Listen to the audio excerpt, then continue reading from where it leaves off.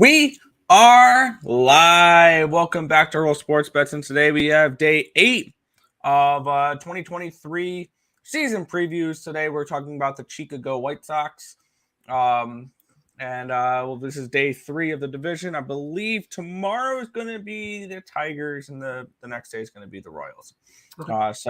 We're halfway through this division, and take a look at the White Sox today.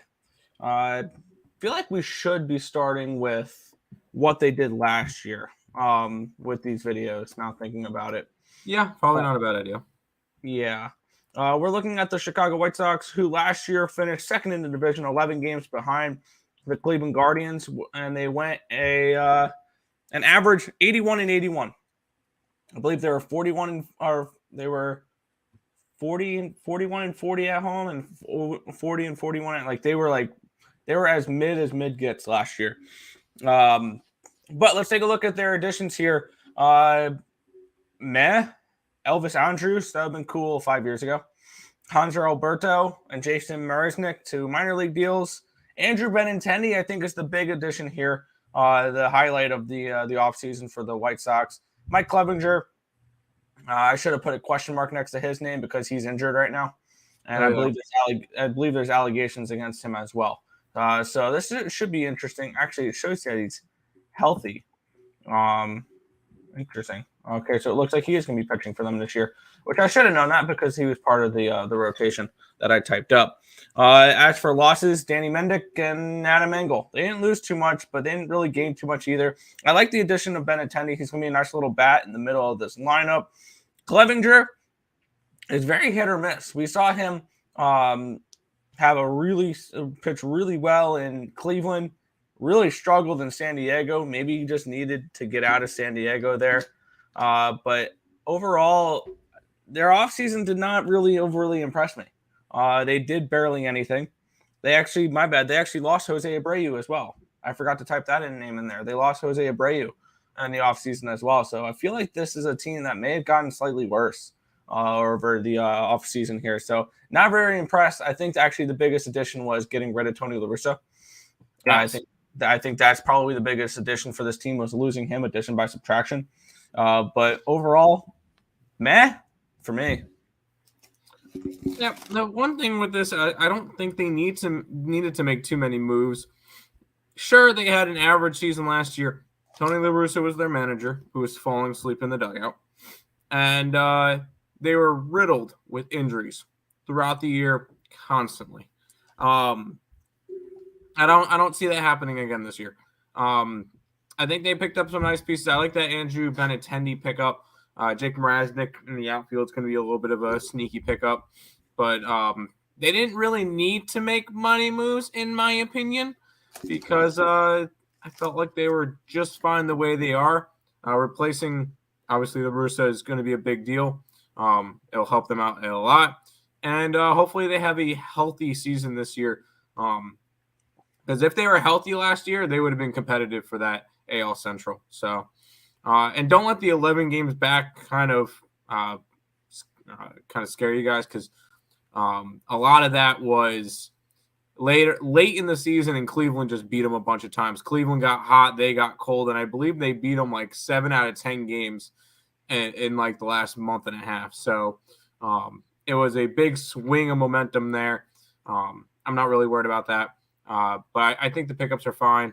I'm not really worried about the subtraction. Adam Engel, whatever. Danny Mendick, don't even know who he is. So Jose Abreu is the name we forgot to put in this list. But yeah. Jose Abreu is going to hurt, but I think they'll be just fine without him. Fair enough. Then we will move into their prospects here, which is a whole lot of nothing here. Yep.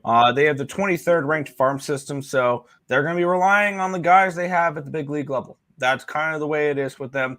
It's showing me they don't have too much depth beyond their big league roster. It's kind of what's showing me as well. Colston Montgomery is their number 30, the number 38 prospect in baseball. He'll be due up next year. Mm-hmm. And Oscar Colas, their outfield prospect, is number 85. He's due up this year.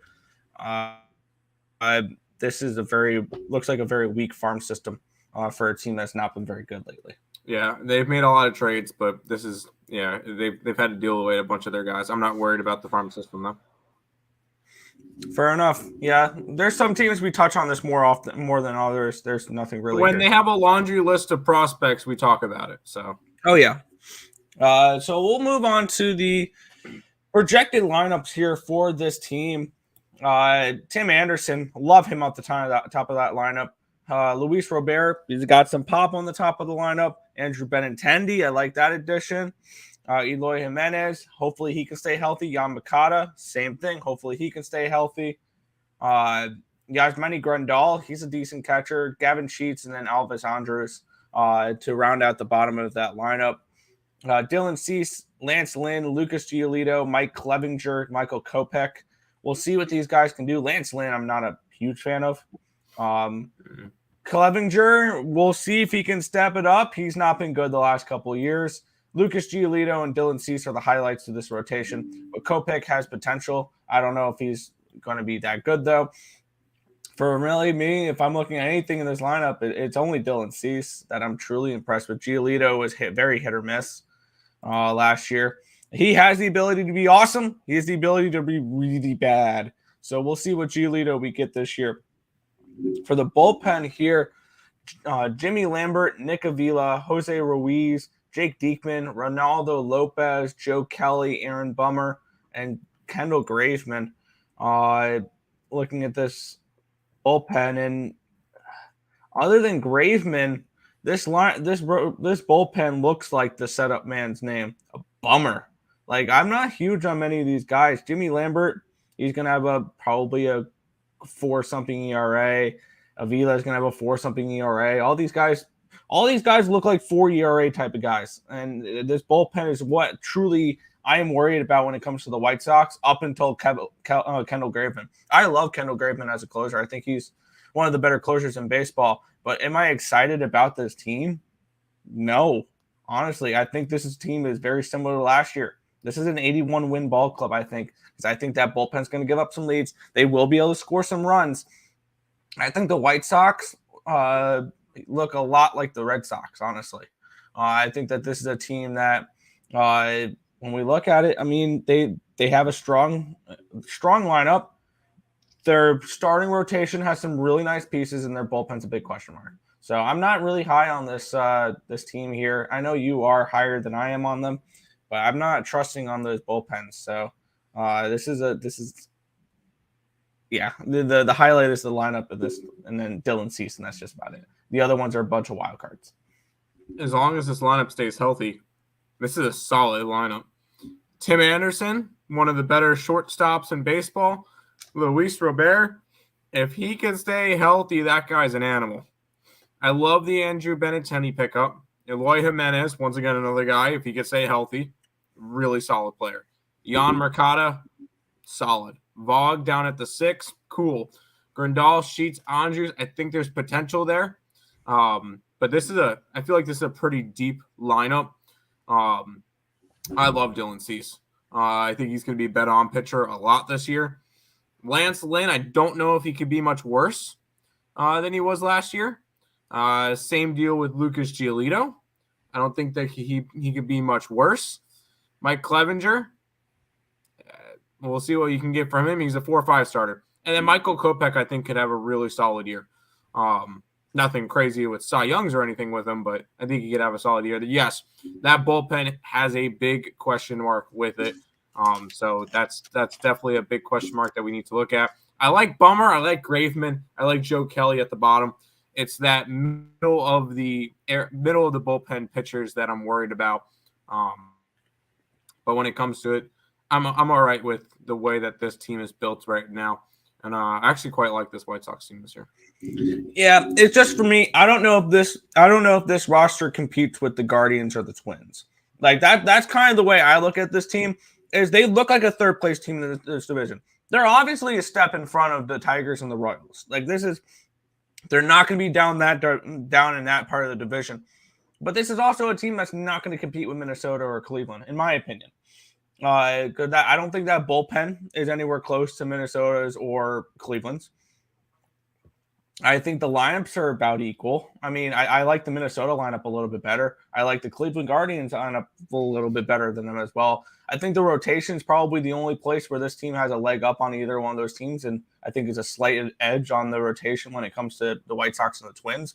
But still, the Guardians have a better rotation than this White Sox team. So overall, I just don't see them competing with their division that well. That's just the way I see it here. I see this as a third place team that goes 81 and 81 again. That's fair. You got to think, they went 81 and 81 last year without Eloy Jimenez, without Luis Roberts, with Jose Abreu.